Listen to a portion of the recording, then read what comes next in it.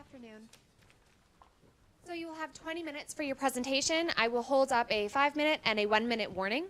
Then we will have a 10-minute question and answer period where I will give you a verbal 2-minute warning. Again, please make sure your cell phones are off, and good luck.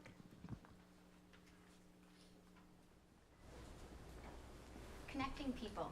This is the ultimate vision of your company. But connection shouldn't just be an external idea of connecting your customers. It should be something that you embrace internally as well. So today, our goal is to really look internally and externally in order to come up with a strategy that will enable your company to be successful in the long term. Good afternoon, we are Extra Consulting Group, and I would like to introduce you to my teammates, Jingshu, Janelle, and Jordan, and my name is Christina. We have identified the key problem that your company is currently facing is the future strategic direction with Foxconn. When we look deeper at this issue, though, we believe that the real underlying problem here is how to align the interests of the key constituents from your parent company to your customers to generate future success. So when we broke down this underlying problem, we came up with several subsidiary issues, including the joint venture with Foxconn, the corporate culture and how you're going to align the two cultures of the companies, as well as the decreasing market share that your company is currently facing. When we looked at these issues, we were able to develop the proactive strategy, which gives you a proactive approach in solving all of these issues. And it has 3 elements: pursue relationships, refocus culture, and organize initiatives. So in coming up with this recommendation, we looked at various different components of your business, all the way from your financial performance to your customers. And for each of these areas, we really came up with a key tenet. And these key tenets ultimately led us to our final recommendation. So these 5 areas are now going to move to the left side of the screen, and we'll discuss each one in detail. Looking at your financial performance, there is a decreasing trend in the net sales for the past 5 years. As shown in the chart there's a little comeback in 2010. However, there is a decrease in the profit margin from 13.2 to 4.3, as well as the increasing portion of the R&D costs. There is also the high profit margin from the devices and services segment that we found, which is about 11.3%. So what this really tells us is that moving forward, it is important for you to increase your sales as well as improve your margins to maintain a healthy financial performance. Looking at the industry that you operate in, there is a high barriers to entry due to the large startup cost as well as the R&D costs. Also, the application of new technology is used in this industry is shortening the product life cycle of the cell phones. Moreover, the popularity of the smartphones are providing you with enormous challenges as well as opportunities for you to move into the future. Looking at your competitors, I would like to draw your attention to the chart we did for the market share. So for 2010, your market share is about 31%, which is the largest of all the competitors. However, this has decreased from the 2009 figures, falling about 11%. There is also notably a large market share decrease in the smartphone category as a result of the Google and Apple entering into that segment.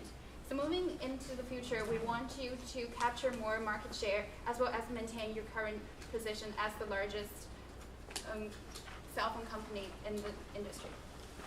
So we also looked at your company, and what we felt was really important to consider here was the employee resistance that exists between your company and Foxconn.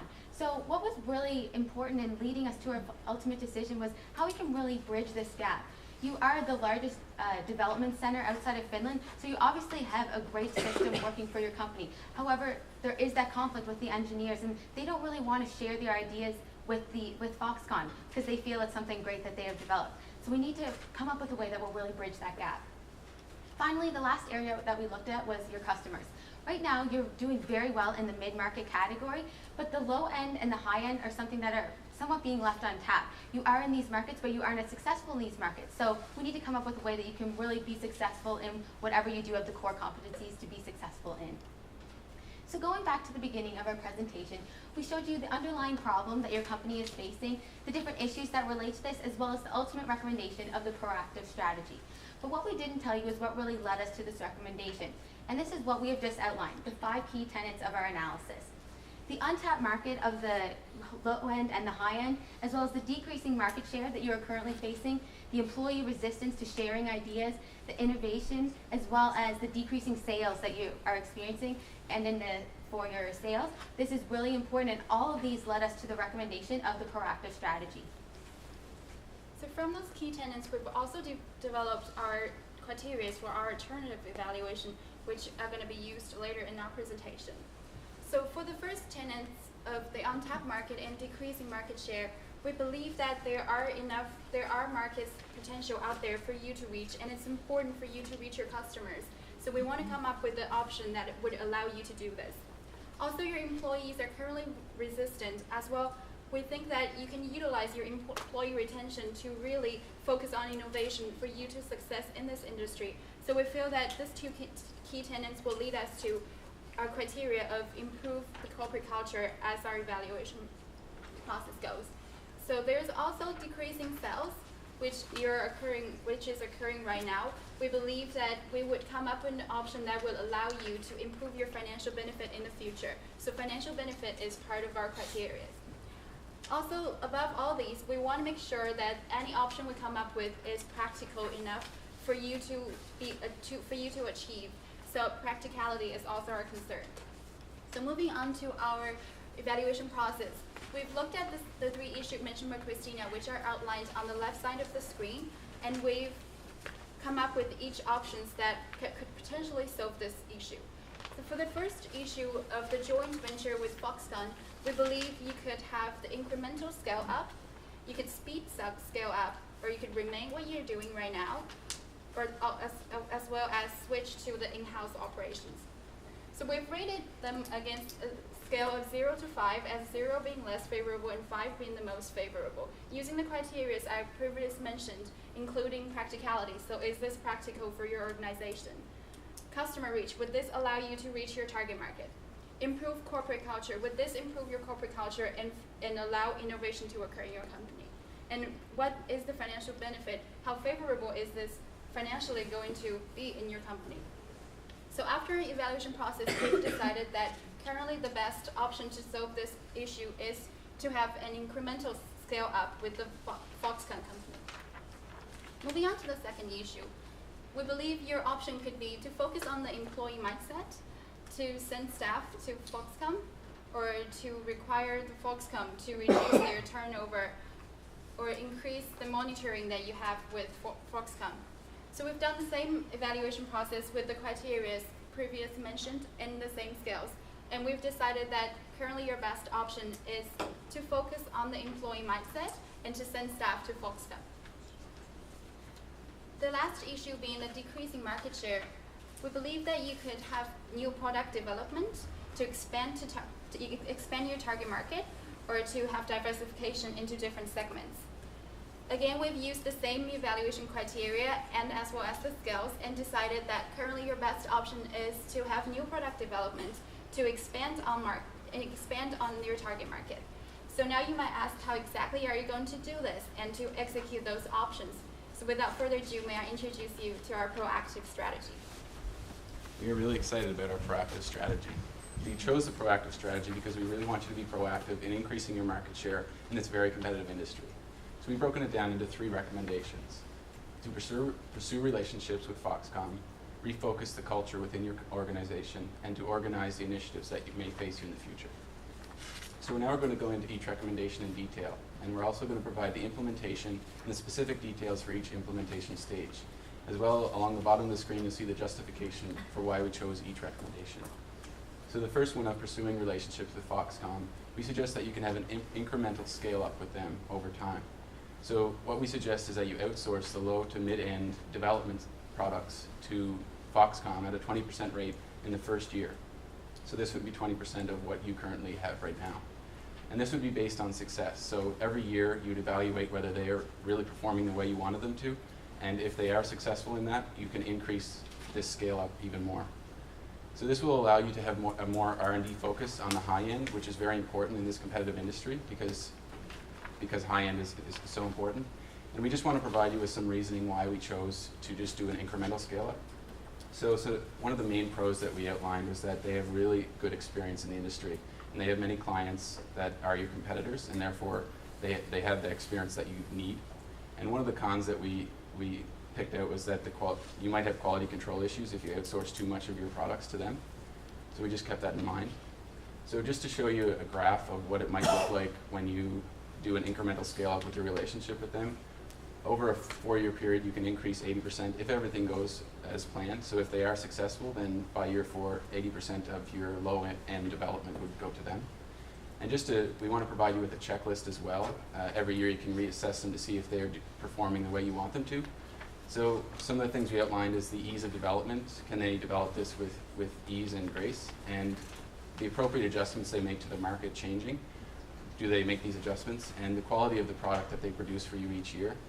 Is it to your standards? And also the ethical progress they have within your company. All of these things can form your checklist and reassessing them each year. So the second element of the proactive strategy is to refocus your corporate culture. Currently, your employees are a little bit resistant about moving into increased outsourcing. So with our additional outsourcing and increased scale-up, this resistance might become even more apparent. So to combat this, we suggest focusing on their core competencies. They're really good at R&D and creating new products, so really showing them this. And we feel like you can show them this through our Eureka Guidelines. So I'm just going, for the Eureka Guidelines, we feel like you can implement a program where you can not only increase innovation, but also eliminate the resistance to change. And this would be conducted by yourself. So first of all, it would consist of an increased environment for work. Additionally, it would utilize your employee competencies, remove the barriers between the engineers that you have, and allow them to increase their cultural and capitalize on the diversity amongst the engineers, eliminate the ethical concerns in moving forward in increased outsourcing, have competitions with the university students that you partner with, as well as articulate the goal. I'd really like to focus on the first 2 elements of the Eureka Guideline, which is an environment for work. We think it's really important to clarify with your engineers what you're doing and clarify their core competencies. To do this, we think you should communicate with them. We have allocated for each employee to have about 5 hours of training to show them what their core competencies are and why the R&D is so important and developing the product isn't as important and can be outsourced to Foxconn. Additionally, we suggest utilizing your employee competencies. You're currently spending a lot of money to take Foxconn engineers to your station, and then that cost of training them is taking away the resources from your engineers. So we feel like to combat this, you can send 2 key engineers or 2 key trainers from your corporation to Foxconn headquarters and develop a training center for employees there, so you don't have to waste your resources transporting the Foxconn employees to your company. The next element of the proactive strategy is organizing new initiatives. In the area and the industry that you're in, it's a very competitive industry, and it's really important to stay ahead of competitors by continuously innovating. We also think it's really important to distinguish your brand. You currently offer low to high end, and we feel that this is diluting your brand slightly, as you have low end and high end, and they're selling under the same name. To avoid this, we think you could rename your low end brand slightly, for example, Nokia Light, to really distinguish it from the high end and show that your high end is really good quality. Additionally, we think you should always keep in mind key opportunities, and we have set aside 4 questions to ask when moving forward in developing. So these questions are, what annoyances do your customers currently face? Is your product used in the way it was created for? What is popular in other markets? And this product should exist, but it doesn't. So these are questions for your engineers to ask themselves as they're creating and developing new products and conducting more concept mapping. And again, I'd really like to focus on 2 that we came up with additional recommendations for. So what annoyances do your customers currently face? There's a lot of problems with short battery, and with developing the Nokia Light, we feel like you can really move into developing countries. So in this developing countries, there's a limited access to electricity in some areas and in some specific countries. So we feel like if you offered a solar-powered phone, we know that there's solar-powered panels out right now, so to implement this into the phone, it would save a lot of resources and increase the popularity of your product in developing markets. Additionally, we feel like a lot of phones, and specifically smartphones, have limited typing abilities. So there's laser keyboards out right now that you can plug into the phone, but if you could allow your engineers to implement this laser keyboard directly into the phone, then it would increase the typing capabilities and increase the popularity of your phone. Additionally, is your product used in the way it was created for? As technology becomes more and more apparent in society, children are continuing to use cell phones at an earlier and earlier age, but based on our experience, we didn't recognize a lot of child targets for phones out in the market.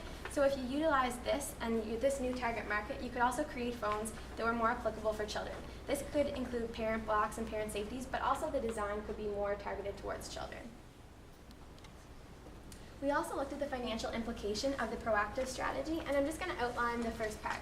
So for communication with employees, we suggested about 5 hours per employee. We have 1,200 engineers on staff, and at a salary of $60,000, they would be earning approximately $30 per hour. So that would cost you about $180,000, and this is really important moving forward. We also suggested sending 2 employees to Foxconn to develop this training center. To establish the training center, we suggested it would cost about $150,000, and the salaries, 2 people at $75,000 each. As well as we suggested to initiate these people to move and do a good job, a moving cost and a housing supplement to support them in their new location. However, with these training savings, with the training center set up with Foxconn, we feel like you can recognize a lot of savings. So this would be, we estimated that about 150 new engineers would come to your training center each year, and you would pay for their flights, which would be about $3,000, as well as they would be there for about 2 weeks to learn about your product. So we feel like the savings could total $660,000 in the first year.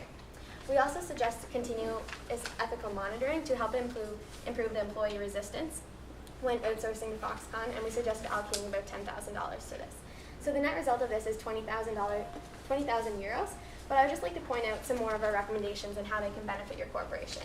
We looked at the development of the solar-powered Nokia Light, and this is just one example of using the questions that we asked to develop a new product. So we feel by developing the Nokia Solar Light, you can increase your revenues in Africa and the Middle East by about 1%, 0.5% in the first year, 1.5% cumulative in the second year, and 2.5% in the third year. So this expected increase is based on the 13% revenues and adjusted for inflation. So the expected cost of goods sold, we took your margin in 2009 and estimated that this would be relative, as well as we adjusted the income for R&D expenditures, and we allocated about 10% of your sales for R&D. So the expected net benefit of a 0.5% increase in sales is €5.9 million in the first year. We also brought these dollars back to present day after the 3 years at a few different required rates of return depending on your corporation's expectations. So the average return per annum based on 15% required rate of return would be $13.1 million per year. So this is a net present value of increasing sales by 0.5% in the first year, 1.5% in the second year, and 2.5% in the third year. And this is based on just the Africa and Middle East sales. So we want to give your company very specific milestones that you can implement each of our recommendations in. So as you'll see on the screen, they're broken down by the recommendation, when to implement them, the objective of each recommendation, the key player carrying it forward within your organization, and the cutoff date. By cutoff date, we mean that if our recommendation isn't working the way we outlined in our presentation, after, for example, 2 years, we suggest discontinuing it. So for the first one, pursuing relationships, we suggest implementing it within 2 months. And the objective here is to really scale up the current relationship that you have with Foxconn to allow for future opportunities for your company. The key player to do this would be you and your staff. For the second recommendation, again, would be implemented within 2 months, and the objective here is to really align the goals of your company and the employee objectives to create an efficient work environment, which is important in a competitive industry. And the key players, again, would be the executive staff and the managerial staff within your organization. And for our final recommendation of organize the initiatives, this is more of a long-term approach and would be implemented within 12 months. And the objective here is to really capitalize on future opportunities to increase your market share moving forward. And the cutoff date here is not applicable because we feel that the opportunities you're faced with in the future will continue for a long period of time. So with our proactive strategy, there are a few potential obstacles that may face you, and we want to outline them to you and show you how you can mitigate them if they occur. So on the chart, they're broken down by impact and likelihood. So the further to the top right of the screen, the more likely and the more impact they would have on your company. So the two I want to focus on are that issues arise with Foxconn and the employees within each organization, and that the competitors are faster to market than you are.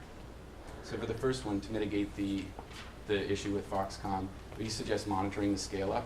As I mentioned, each year you can assess Foxconn and really see if they're showing you the results that you need. And if this doesn't work, we suggest sending more staff to Foxconn to really mitigate any issues that may arise. And for competitors being faster to market than you, to mitigate this, you can attain the university students and co-ops that you have partnerships with, and you really utilize their capabilities. And a contingency plan, if this doesn't work, is that you can have consumer test markets and go out and really see what customers want and what they need by actually implementing each of our questions that Janelle mentioned earlier. We have come here today to develop an optimal strategy for you moving forward in developing your products and outsourcing to Foxconn. Our proactive strategy allows you to continue to pursue your relationship with Foxconn, refocus your organizational and corporate culture to improve and reduce employee resistance, as well as continuously innovate to stay ahead of your competitors and continue to organize new initiatives. This results in a net benefit of 13 million euros per annum in present-day dollars. Thank you very much for attending this presentation. We would like to welcome any questions that you may have at this time.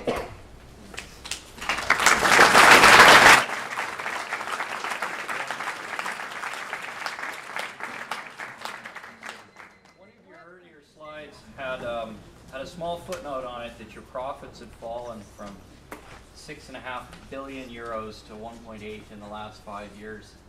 It didn't even rate a whole slide of its own. And I'm concerned that when I see a recommendation that has a net value of 20,000 euros, that I'm not convinced that you've sufficiently addressed the issue of profitability as this entity goes forward. Can you please focus your attention for a moment on how it is that all of this wonderful recommendation of yours is going to achieve increased profitability to this organization? That's a great question. And when we looked at the costs, we just wanted to, the major cost, the first cost of the 20,000, that slide, the 20,000 euros, this is actually more the qualitative benefits that we focused on in this slide. So it's communicating with your employees to reduce their Can we focus on the $1.8 billion shortfall in profitability, please? Sure. So the second slide is more of our ideas for you to increase your sales. So this slide has a much higher benefit that will focus on combating your sales and your drop in sales. So we were very conservative in our estimates, and we feel like with a solar-powered phone or a Nokia Light and going into the developing nation or developing countries such as Africa, you can increase your sales. And this is a result benefit of 5.9 million just in the first year. This is very conservative because it's just a 0.5 increase. As a member of the board, increasing sales is fine, but I'm more concerned about the drop in the return on investment and the profits and potential dividends. It's not clear to me. You can do that by two ways, reducing costs or increasing your price. You've gone through the Foxconn route, I think, to make your organization more efficient and reduce costs. It's not clear to me how you can increase your price based on product innovation. I mean, you can increase profits by either way, increasing your price or reducing your costs. Okay. Now, what justification do you have for increasing your price? Well, actually, this isn't increasing your price. Sorry if I was not clear, but it's just increasing the amount of sales that you can get in this country. Okay.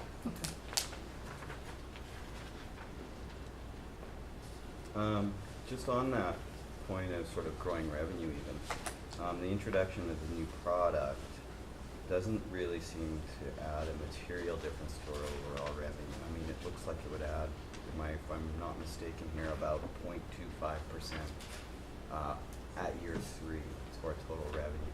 Did you come up with any other sort of increased revenue product ideas for us? Or I'd also curious to see how that would affect the overall profitability, given that it's such a small portion of our revenue target. Great. Well, this, as I mentioned, it was very conservative, and this is just focusing on one new innovation where you have 6 to 10 new innovations per year. So we feel if you focus on the questions that we outline and maybe focus on, for example, the child's phone or phone targeted more to children, or the keyboard, the laser keyboard that can be implemented, you really can increase your sales a lot more. We just wanted to be very conservative and just focus on one area just to show you the benefits of one small adjustment. You talked about your relationship with Foxconn, but you didn't touch on the partnership in 2011 with Microsoft. How do you see that fitting into this future strategy and your recommendations? We feel that with Microsoft, they would be very good with the software to provide you with the software so that you can apply to the hardware. So we see that strategic alliance going to be really working, and as well as we suggest about the incremental to Foxconn, which would allow you to combine those two and take those two to Foxconn, and then further to in terms of outsource and manufacturing and reduce your cost. So we think that overall it's going to come to a win-win situation. Can you, in looking at sort of some of the recommendations and alternatives, the difference in terms of severing our relationship right now with Foxconn or moving that forward? I know because part of the focus is also on corporate culture. So to me, they're almost the same thing. It's just a matter of timing as opposed to being two different approaches. Can you explain the difference a little bit more? Well, there's actually, the reason we broke it up into two is because without the first recommendation, we can't really implement the next one. If we see that we aren't going to actually recommend, or if we actually do recommend that you do sever ties, then we don't have to worry about corporate culture because there isn't going to be the problem anymore. You're going to be doing it all on your own. We do feel, though, that if you do increase the scale up, that this will really enable you to really focus on what your core competency is, which is really on the R&D. And that's why we gave further recommendations to really give you ways to focus on R&D in different areas that you can look at to really be successful and be better than your competitors. So once we did decide that that was the best option for you, the next thing we had to look at was how do we really make the engineers feel comfortable sharing with the individuals at Foxconn. So do you see us plateauing at giving Foxconn 80% of the responsibility, production responsibility? No, that was just an example. We do believe that every year you should reevaluate for sure. 20% was what we suggested. However, we do not know exactly how much you have at the current time. So it would just depend on how the evaluation is going each year. If you do feel that of the low to mid market that a complete 100% development is at their facilities, then we believe that that would be great for you. But it's all about reevaluating in the future. We don't want you to just make a decision and do it right away. We think the incremental scale up will really reduce the risks that are involved. I have a question. Our competitors are opening new markets, smartphones, tablets.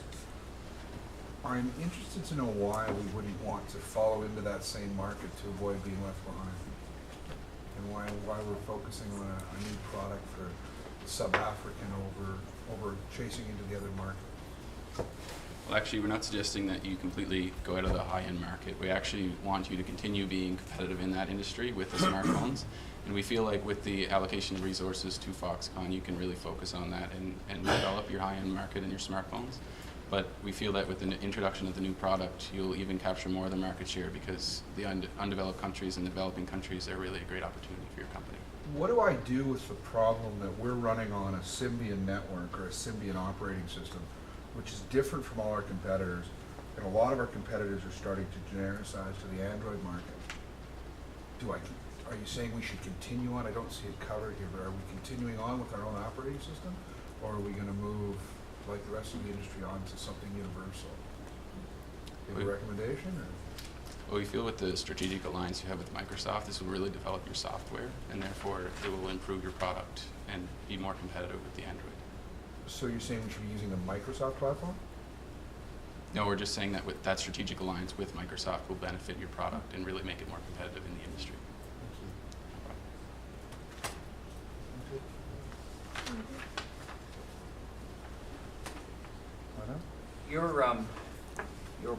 Your focus for your recommendations appear to be in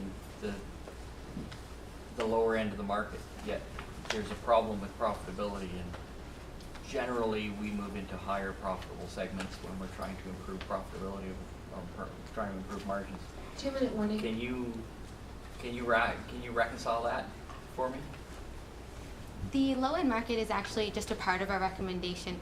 It is something that we do feel that is great for your company if you do sub-brand it as something like Nokia Lite, because it just is an option that your competitors aren't necessarily capitalizing on as much. But the reason later on when we talked about how we can, all the different questions you can ask, those are more geared at, they're at the high-end market too. The low-end market is just one option for you, but the high-end market is somewhere that you still need to be focusing on. It's a lucrative market because when you have such innovation in your company, which is why we did suggest that you would increase your R&D, that is something that you can really capitalize on and give something different. For instance, when Janelle mentioned introducing the laser keyboard into the phone, that's something that would be, no one else has that. And that's something that is a huge problem. Customers, when they want to write a long email, they don't use their phone. That's when you go onto your computer. So that's just one area what is upsetting the customer, what don't they like about their phone. If you can meet that need before your competitors, then that's how you're really going to reach your customers and really keep them in with Nokia.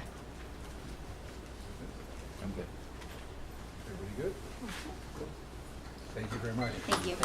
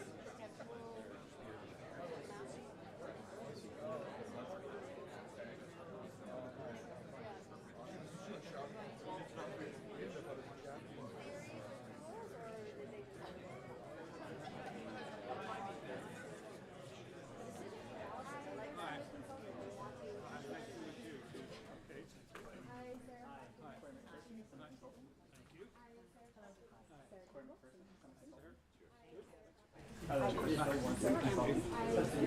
you.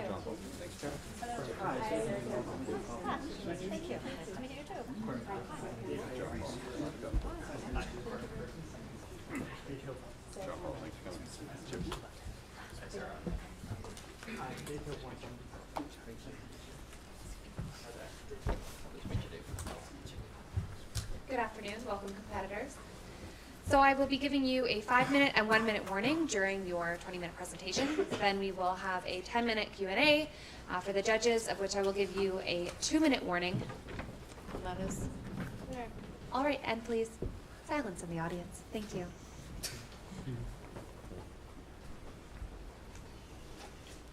Good afternoon, Board of Directors for Nokia Denmark. I was so excited when you approached us with this product.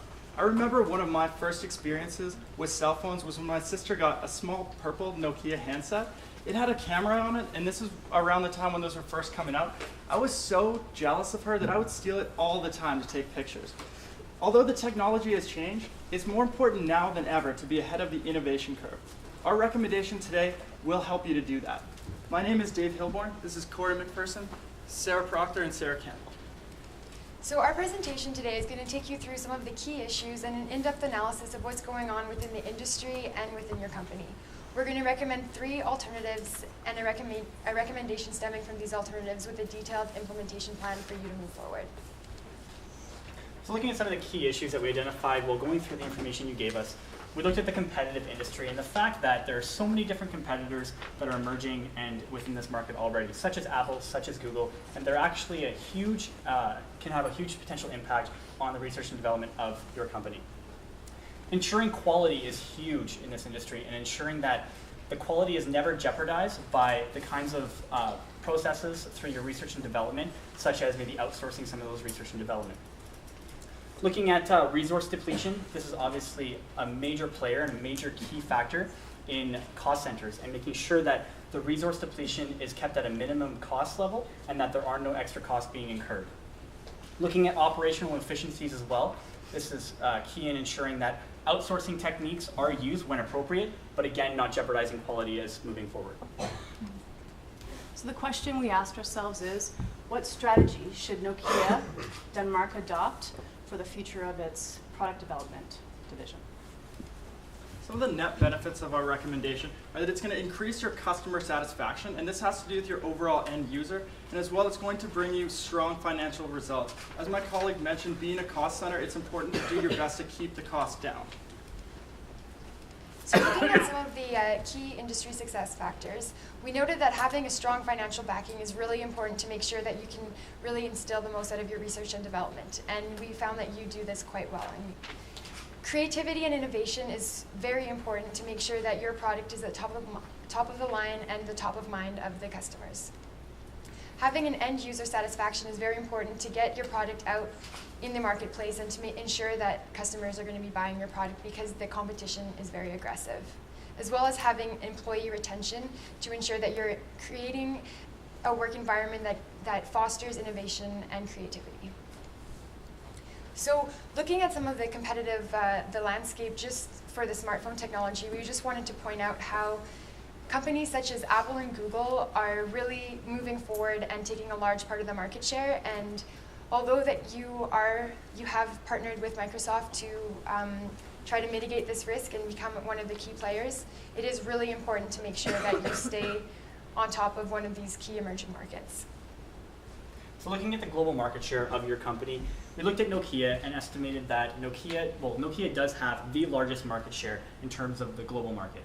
Then looking closely at Samsung and then other competitors, we just wanted to really emphasize that you do have a very dominant role within the global economy. However, with that said, there are areas of improvement because you've lost 11% market share since 2009 in the same position. So we decided to look at some external opportunities and threats. The first opportunity that we noticed is a large adoption of smartphones. And what this told us is that the technology demanded in the industry right now is rising, and it's important to be ahead of that innovation cycle. Also, there's overall industry growth in sales of phones. And we did notice that a large opportunity for you is that right now you only have about 5% of the market share in North America, and this is a huge area for improvement for your company. We also looked at some new technologies out there right now with the emergence of tablets. Apple has its iPad, and other companies like BlackBerry are entering this market right now as well. And we believe that this is an area that you could consider. Some threats that we noticed is rising competition. With the industry growth, this has also given way to many more companies coming in. One that you noted to us is HTC, which is a large competitor now, which never was before. Also, we noticed that Foxconn has gained some negative publicity due to their treatment of their staff, and we believe that this could be a threat due to your association with them. And as well, the theft of technology. And not only has there already been evidence of this happening at Foxconn, with Apple losing some technology through leaking of information, but also because of the large turnover at Foxconn. Once they bring in employees, which you have to train and tell them all about your technology, they leave soon after, and it's far too easy for them to give your technology away to competitors. Some of the internal strengths we identified are, most importantly, the people you have working with you. You have a diverse group of employees, and they are very creative. Also, your production development process, is very well developed. It's a strength that you have, and this is something we're going to be utilizing moving forward. Some areas for improvement are obviously your current employees are working at capacity. This is a concern. This is why you moved the operations into China in the first place. And as well, shrinking market share. So we know that creativity is important in this industry. Your people are giving you this creativity, and this is something we want to utilize moving forward. So making some of those relations, we have the adoption of smartphones being an opportunity that we identified in the industry, and we believe that your innovative employees are going to help you get more of this market as long as you encourage the creativity within your employees. As well, an external threat is rising competition. And we believe that the human resources being at capacity right now, this is stifling their creativity. There's also some issues with their concerns about the new company in China, or sorry, the company that you're partnered with in China. And this is something that we want to address because, again, the people and the creativity are what we believe is the most important thing here. We looked at a gap analysis, which is looking at the industry success factors, which my colleague mentioned earlier, and looking at how your company is stacking up in that regard. So the industry success factor being creativity and innovation, although we do believe that your employees have all the potential in the world to do this, because they're working at capacity right now, they're not able to stay on top of the innovation cycle. Employee retention is an important thing in this industry. You want to keep your employees happy, working at their peak creativity. And we've identified that employee turnover at Foxconn right now is actually quite high. What we're concerned about here as well is that these employees are being exposed to your creative ideas, and that they are actually perhaps moving on to other companies and using these ideas in future developments. We looked at end user satisfaction, which in this industry has so much to do with the level of technology. And we believe that your shrinking market share has to do with the fact that you are working at capacity right now and can't stay on top of that innovation curve. Two main core competencies that you identified for us are your integrated high-tech manufacturing. So this is important. It's helping you keep ahead of the game, as well as your logistics process. We also wanted to mention some of the key stakeholders that are important, which is the shareholders, really making sure that there's a strong financial backing for them, as well as the employees who are generating the creativity and the technology, and the customer, which is the user of the end product. So we looked at research and development. We really wanted to focus on the fact that you have short-term research and development as well as long-term research and development. Over the short term, you're looking at situations where you're actually working with the current technology, looking at improvements on the current technology, and looking at ways that you can adapt towards the ever-changing market. Looking at the long term, you have exploratory technology. So this is looking at things that currently Apple is doing, and then looking at things that the other competitors are doing, and really trying to adopt some of those technologies into your current phones. And then you're working with universities in collaboration with your long-term strategy to really focus on all the new and up-and-coming technologies that are being taught at universities and how you can capitalize on that. So we just wanted to show you the difference between that short-term and that long-term R&D focused strategy. So we looked at the sales figures and geography for 2009, and we noted that your net sales by far are coming from Europe. We feel that focusing on the European market is going to be a huge benefit for you. And then, of course, as my colleague mentioned, the North American market being only at 5% is a huge opportunity that you can capitalize on. So we based our alternatives on a set of criteria for you. The first being that it's cost effective. Being a cost center, you really want to reduce costs in the long term and in the short term, as well as the impact on the human resources and the employees of your company, making sure that they are really fostering creativity and a strong corporate culture. And having the impact on the product quality is really instilling innovation and end of satisfaction for the end user, making sure that your product really stands out in a very competitive marketplace. So we asked ourselves basically, how can you do that? We came up with 3 alternatives to be able to figure out exactly how you can take this into a different direction. So the 3 alternatives that you identified for us were phasing out the joint research and development with Foxconn altogether. We feel that this strategy could provide some excellent alternatives in being able to look at ways that you can utilize the current human resources that you have and the capabilities, and look at possibly even outsourcing to another firm or acquiring another firm entirely. Looking at alternative 2, we looked at scaling up your joint research and development with Foxconn. This right here would be about taking the current research and development that you have at your Denmark office and moving most of those directly to the Foxconn headquarters. And then looking at alternative 3, which is continue your parallel organizational structure, which is exactly what you're doing. However, we're going to talk about why this is a disadvantage going forward. So alternative 1, phasing out the joint research and development with Foxconn. This has to do with removing yourself from Foxconn altogether through a phase-out strategy, and then looking to acquire another firm which deals in research and development. What this is going to do is it's going to help deal with the capacity problems that you currently have, and be able to take some of those short-term research and development innovations and give it to that company. So you can look at more of your long-term exploratory research and development focus strategy. The benefits to this is it's going to allow you to control everything right from the ground up. You're going to be able to have full control over what happens in China as well as what happens in Denmark. Looking at the creative aspect of this is excellent because the creative aspect is maintained by having the Denmark focus entirely on all the long-term explorations opportunities of your research and development. And then looking at the decrease in copycats and threats, this has to do with, again, the threat of stealing technology by continuing on in China. The very fact that Foxconn deals with so many different companies and competitors is a huge disadvantage for your company if information is leaked. The disadvantages is that it does limit some of your short-term R&D capacity at your current location, but it is picked up at the end location for another Chinese operation.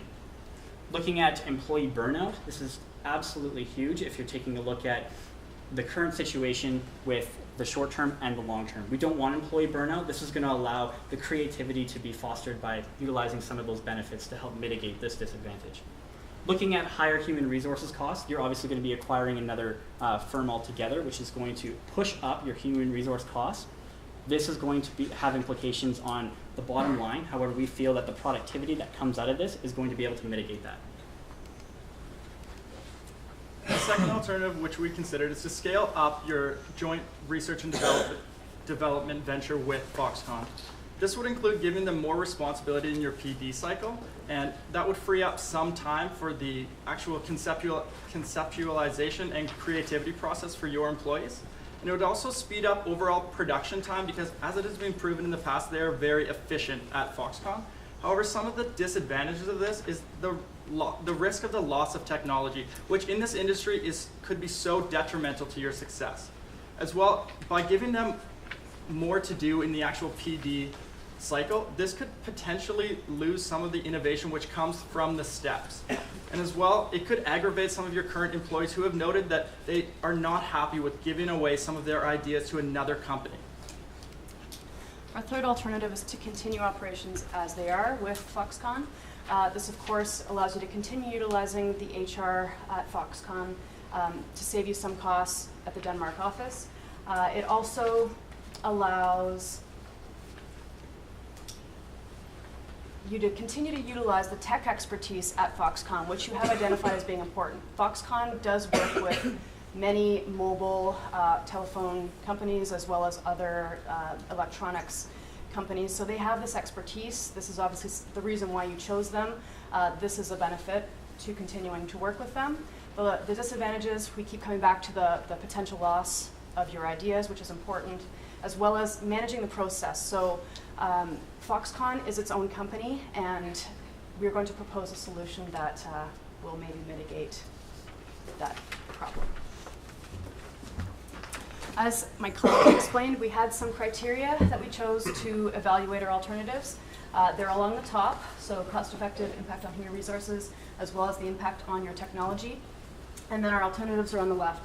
And I'm going to highlight one criteria here and how we scored it, just to give you an idea of what the ratings are like. 1 means low value or least favorable, and 3 is most favorable. So given the human resources criteria, for example, the most favorable is to phase out JRD Foxconn altogether. We're really looking at human resources as being your employees in the Denmark office. So by phasing them out altogether, this is going to be a high value to your local human resources. As well, in a 1 here, we have scale up JRD with Foxconn. So this is, again, going completely against what your current employees in the Denmark office are feeling about this relationship. So a recommendation for you today is to phase out of the joint research and development with Foxconn and employ a acquisition strategy going forward for another company in China that offers joint research and which offers research and development that you can fully control. So how do you go about implementing this? We're suggesting on Monday morning that you start researching similar companies to Foxconn that are really good at and really have a strong expertise in research and development, and that you see align with your corporate values. We're also seeking to look at the necessary requirements for this transition, which include a strong financial backing, the human resource capital that you do have, and really fostering the creativity. So we really feel that on Monday morning, stepping aside and looking at these different opportunities that lie in China as opposed to Foxconn would be a good way to start. Looking at year 1, in the first quarter would be hiring an acquisition specialist. So this is important because in acquisitions, there's going to be a huge impact on human resources, and you really want to make sure that the transition is smooth and that all the employees feel that they're taken care of and being a part of the solution, as well as debriefing the lawyers. You currently have lawyers in the company for Nokia, and making sure that everybody's on board for the actual acquisition. Looking into the third quarter would be the time when, after your research has been done, to acquire a research and development firm primarily focusing on the Chinese market and making sure, again, that it really aligns with your corporate values and that you really see will fit with your company. Building a marketing plan really means internally. So making sure that all the employees are on board, making sure that all the information is communicated properly so that everyone is on the same page and there's no discrepancy with the employees and the top management. And really making sure that the employees feel like they're a part of the solution, because they are the ones generating the creativity and the technology behind your product. And of course, in the fourth quarter, you always want to be reviewing the process, making sure that areas for improvement are built upon, as well as building on your strengths. So Corey's going to go over some financials for what will happen in year 1. So looking at the cost for year 1, we recognize that this is a cost center, so you are going to be absorbing some costs. We looked at an acquisition strategy based on fit and capacity and making sure that at the end of the day, the capacity is being able to be met and that you're not struggling in any way, shape, or form in the area of capacity and the organizational culture. Looking at that, we looked at an acquisition strategy for a company that's similar to the one that you're dealing with right now in terms of the research and development. That would be anywhere from $100 million to $200 million on the higher end of things. Looking at the lawyer and contract fees, like my colleague mentioned, we estimated about $100,000 for that. And these are all in euros. Looking at managing change specialists. We really have to focus on how that change is going to be managed through an acquisition strategy. That is, of course, going to come up with some costs of about $100,000 as well. Looking at the acquisition specialist, we would recommend that you hire 2, just to make sure that you have a second opinion and that the valuation method is there and that you're getting the most bang for your buck. Looking at that, you're looking at about 240,000 euros for the 2, for a total of anywhere between 1.44 million and $2.44 million for the first year.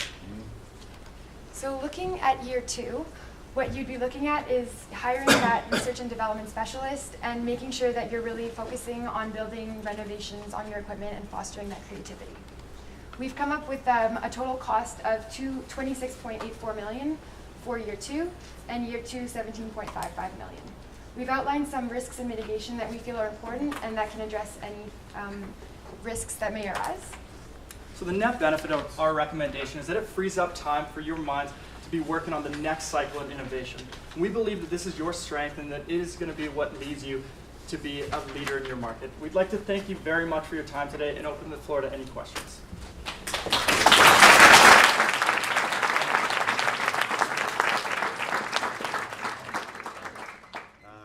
Thank you for the presentation. So one of the things that we're facing right now is sort of our market share is rapidly decreasing and our profitability is down a fair bit. And I'm wondering how this strategy is going to help us sort of solve or deal with those two problems. You're in a unique position right now where although your market share is decreasing, you still are the world leader. So you have a lot of financial backing and some time to deal with this. So we believe, looking at the market, the most important thing is to be on the cutting edge of innovation and technology. And this strategy will help you do that. And we believe that by doing that, you will be able to gain back that market share. This strategy is going to allow you to focus on your long-term innovations and really foster all those creative aspects of your current research and development team, and then be able to outsource, or for your acquired firm, be able to push over the short-term innovations or short-term research and development, which is going to free up some time. How do you propose to go shopping for a technology company that's sophisticated as Foxconn? Well, you'll be looking at all the different kinds of processes, such as you're looking at your research and development. We understand that they do the manufacturing for your company in some areas, and that this can continue to happen.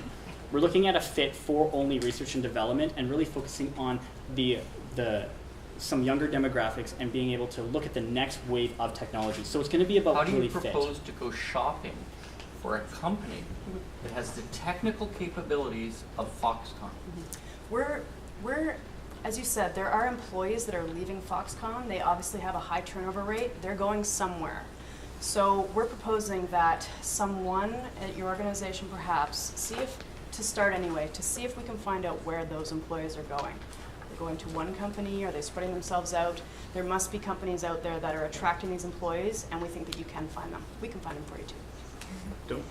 Aren't we just putting ourselves into the same position we're currently in, except with an outsourced company, by just buying another company and slapping a Nokia name on it? Don't know, we're going to have the same culture problems, the same shipping our high creativity jobs and all our expertise off to China. That's it.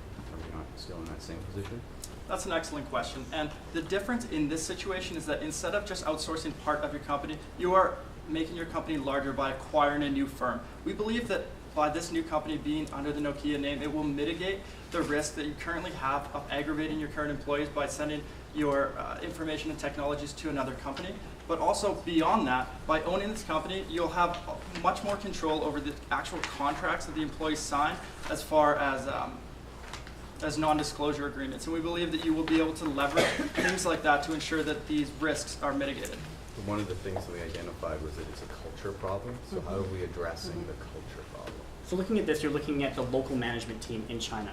This comes down to the individual who you're going to hire who's going to be dealing with cultural sensitivity and really managing change. That person is going to be the liaison between yourself in Denmark and China, and that's the person who's going to communicate all the expertise and all the changes that are going to happen at this acquired firm. Did you consider the notion that maybe you should try that with Foxconn before you change Foxconn for some organization that's going to be operating in the same cultural environment? And the second part of that question is, do you really think that a contract signed in China is going to protect your intellectual property? We don't. I'm going to answer the first question first. It's always a risk, and so by owning a company, at least that it seems that you might have a little bit more control in that regard if you are going to do business in China. The first question, can you repeat it again? It was. Considering Foxconn, why don't we do the change management and with the Foxconn? Because you are going to own this company, what we're saying is that, sorry, I lost my thought. Let me rephrase it. Is the relationship with Foxconn so bad that you're prepared to dump it into the trash and start over again with a new organization? Or do you not think it's worthwhile putting some measures in place to remedy your current relationship? The main issue here is that although it is a bad situation right now, it's also deteriorating, and there's the risk that it's going to deteriorate much more rapidly going forward. You currently have 8 employees in charge of those relationships. We don't believe that you're going to need 8 liaisons in order to work with Nokia and the new company. So we believe that by bringing in a new company, you will be able to do this at a much smaller budget.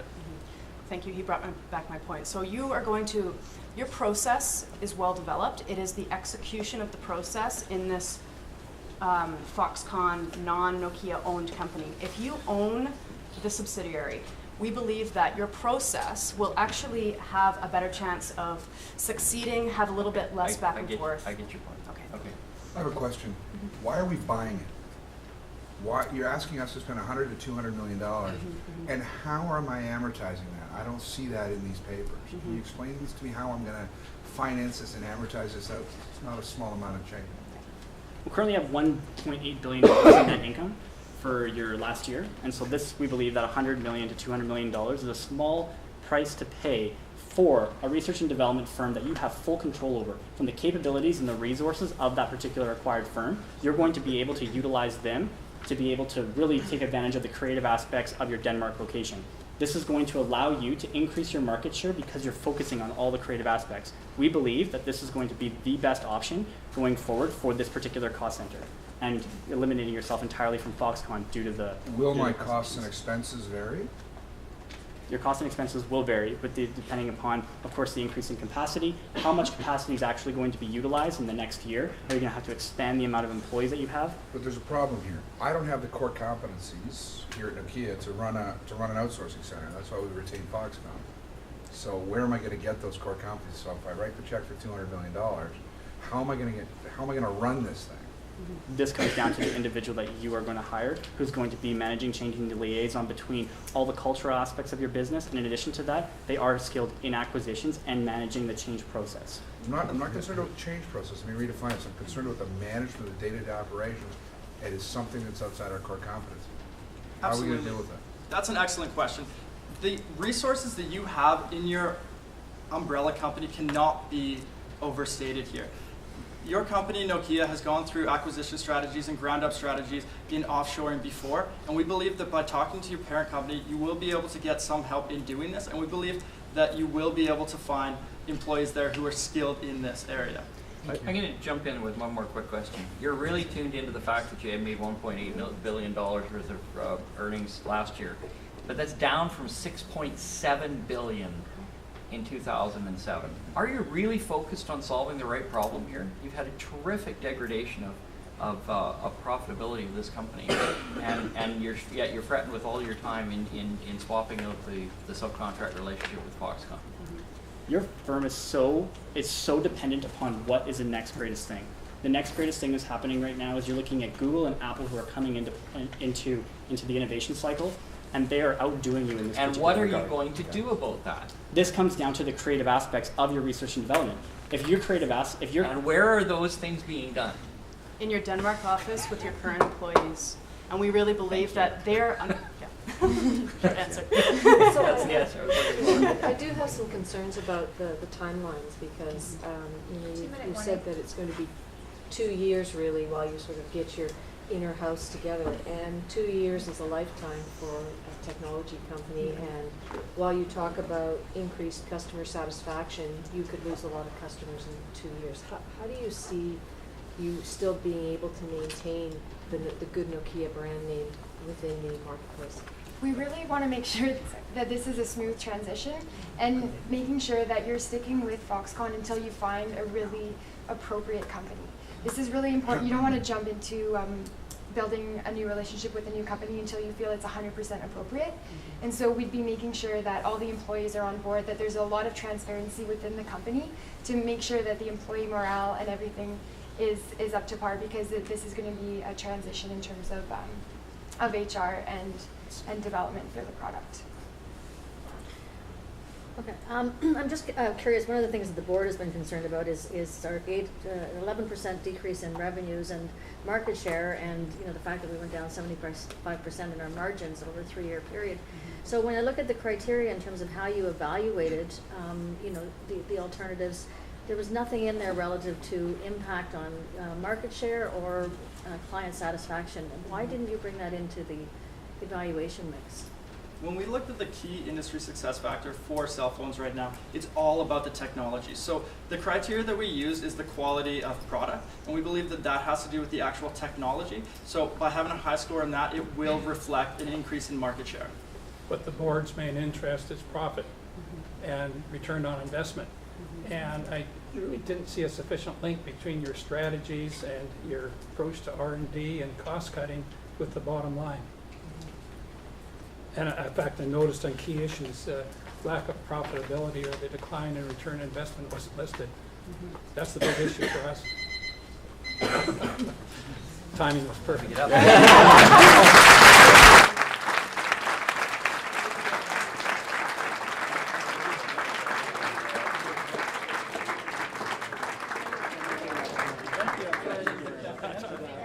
Maybe tonight. Thanks very much.